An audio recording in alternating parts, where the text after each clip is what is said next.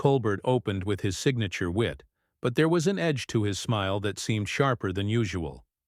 "George, welcome back to the show.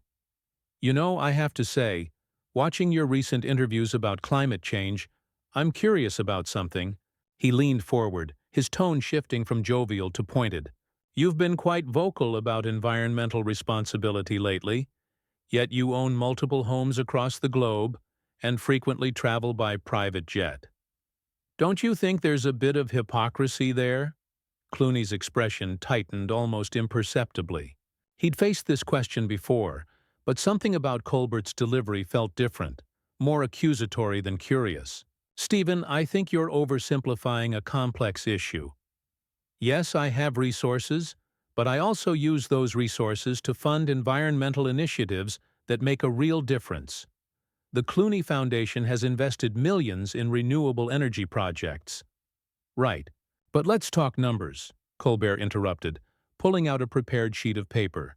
"According to my research, your carbon footprint last year was roughly equivalent to what an average American produces in 50 years. That's quite a lot of climate activism." The audience shifted uncomfortably. This wasn't the playful banter they'd come to expect. Clooney's jaw visibly clenched. "I'm sorry, Stephen, but did you just ambush me with a carbon footprint audit? Is this really what we're doing here?" Colbert's grin widened, but it carried no warmth. "I'm just asking the questions our viewers want answered.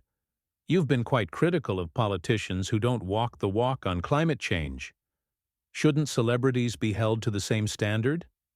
"Of course they should," Clooney shot back, his voice rising slightly.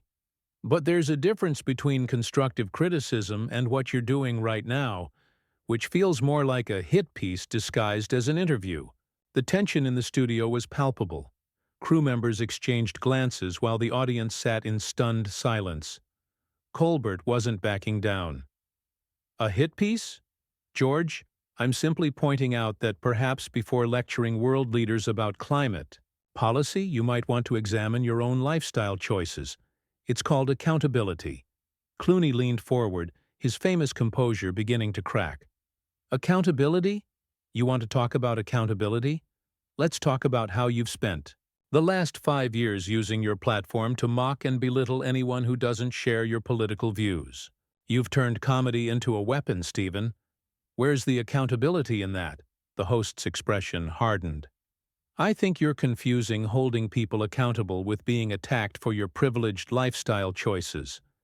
But please tell me more about how difficult it is to be criticized when you own a villa in Italy and a mansion in England." "You know what?" Clooney stood up abruptly, his chair scraping against the floor. "This is exactly what's wrong with media today.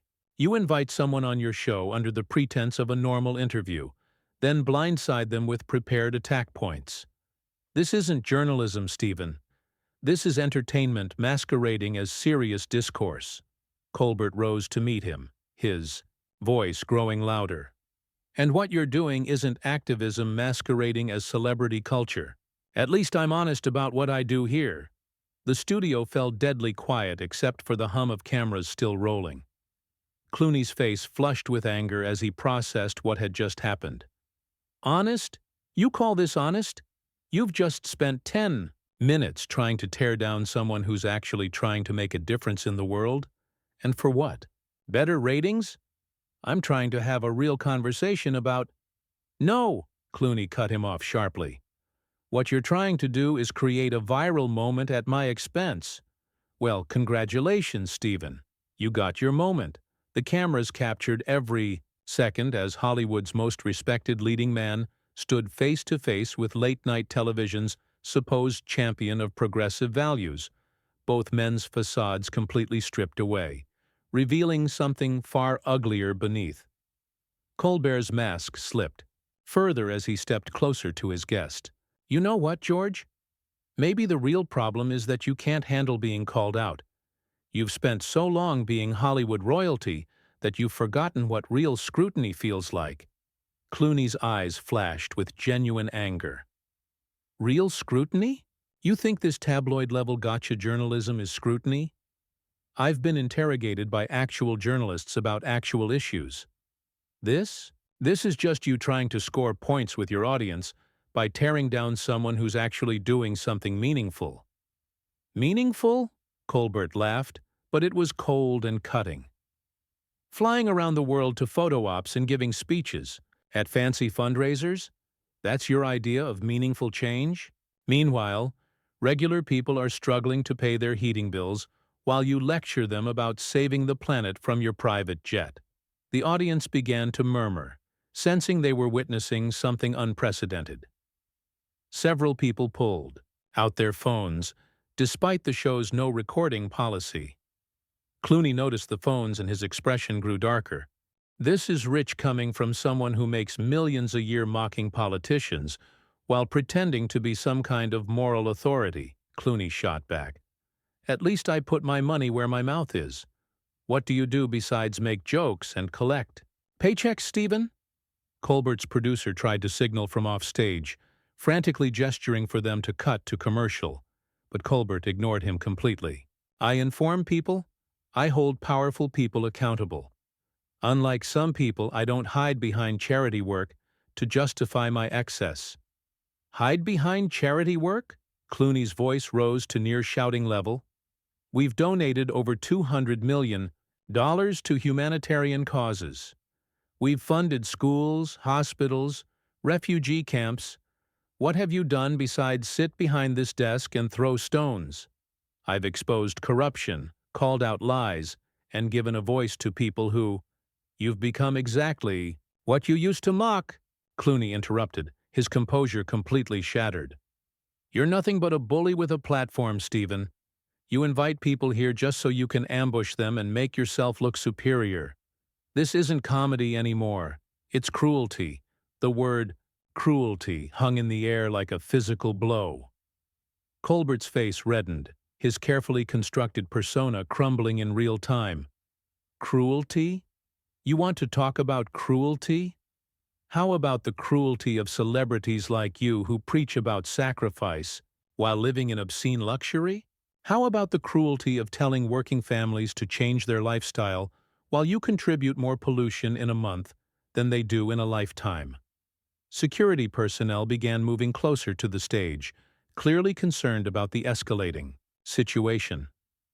Clooney noticed them and his anger reached a boiling point.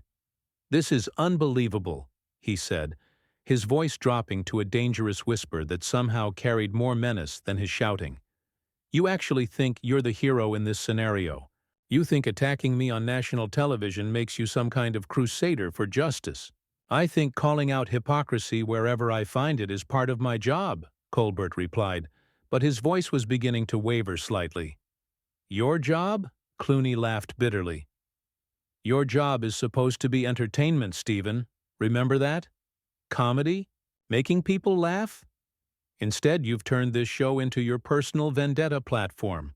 You're not a journalist, you're not an activist, you're just a talk show host with delusions of grandeur.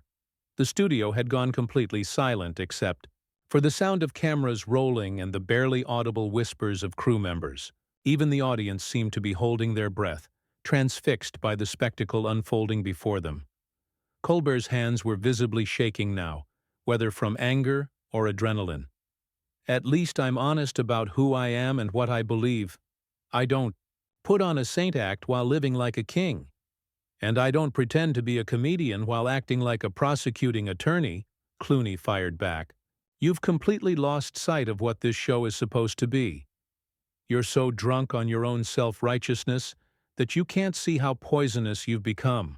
The words hit Colbert like physical blows, and for a moment, something vulnerable flickered across his face before hardening again into rage. Poisonous? Colbert's voice cracked slightly. I'm poisonous. I'm not the one flying around the world burning fossil fuels while preaching about climate change. I'm not the one who married a human rights lawyer just to boost my credibility while living in a bubble of privilege. The mention of Amal Clooney was the final straw. George's face went white with fury, his hands clenching into fists. Don't you dare bring my wife into this. Don't you dare. Why not? She's part of your carefully constructed image, isn't she? Colbert pressed, seemingly unable to stop himself despite the warning signs. The perfect power couple, fighting for justice while living in their Italian villa.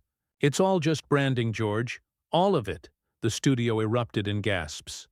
Several audience members stood up, some heading for the exits. The producer was now frantically waving his arms, but both men were beyond any attempt at control. Clooney took a step forward, his voice deadly quiet. "You know what the difference is between us, Stephen. When the cameras stop rolling, I'm still the same person. You? You're just a bitter, angry man who's forgotten how to be human. You've let this show turn you into something ugly."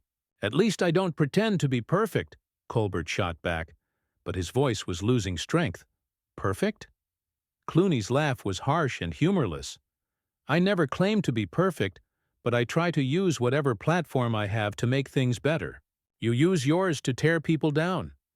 You've become everything wrong with modern media: petty, cruel, and self-serving."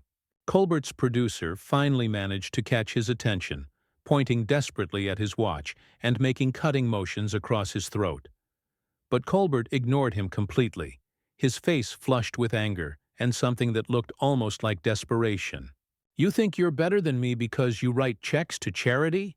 he snarled. "Money doesn't erase hypocrisy, George. It just makes it more expensive. And cruelty doesn't become journalism just because you put it on television."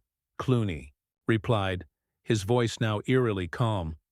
"You've crossed a line tonight, Stephen, multiple lines. This isn't comedy. It isn't commentary.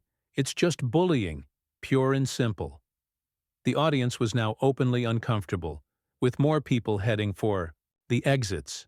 The remaining viewers sat in stunned silence, witnessing the complete breakdown of what was supposed to be light entertainment. Colbert seemed to realize what was happening around him, but instead of backing down, he doubled down one final time. "If pointing out the truth makes me a bully, then so be it. At least I'm not a hypocrite living in an ivory tower." Clooney stared at him for a long moment, and when he spoke, his voice carried a sadness that was somehow more devastating than his earlier anger. "You know what's really tragic, Stephen? I used to respect you. I used to think you were one of the good ones. But somewhere along the way, you forgot that there are real people behind the targets you choose. You forgot about basic human decency." He reached into his jacket and pulled out his microphone pack, methodically removing it as he continued speaking. "You want to know the real difference between us? When I make a mistake, I try to learn from it and do better. When you make a mistake, you just make it louder." Clooney dropped the microphone pack on his chair with a definitive thud that echoed through the silent studio. "I came here tonight to talk about a film I'm proud of. Maybe share some laughs with your audience. Instead, I got ambushed by someone who's forgotten what it means to be a decent human being." He turned toward the stage exit, then paused, looking back at Colbert one final time. "Good luck with your ratings, Stephen. I hope they're worth what you've become." The silence that followed was deafening. Colbert stood frozen behind his desk, his face a mixture of anger, shock, and something that might have been regret. The cameras continued rolling as Clooney walked off the stage with dignity intact, his footsteps echoing in the unnaturally quiet studio. As the studio doors closed behind Hollywood's most respected actor, the full weight of what had just occurred began to settle over everyone present. The audience sat in stunned silence, many with their phones still recording despite the rules. Crew members stood motionless, unsure of how to proceed. Colbert finally moved, slumping slightly in his chair as if the fight had drained out of him. All at once, the producer rushed onto the stage, whispering frantically in his ear. But the damage was done. The confrontation was over, but its consequences were just beginning. Within hours, clips of the explosive encounter would flood social media, sparking intense debate about celebrity accountability, media responsibility, and the line between entertainment and harassment. The incident would mark a turning point, highlighting the importance of respect and professionalism in an industry that had seemingly forgotten both.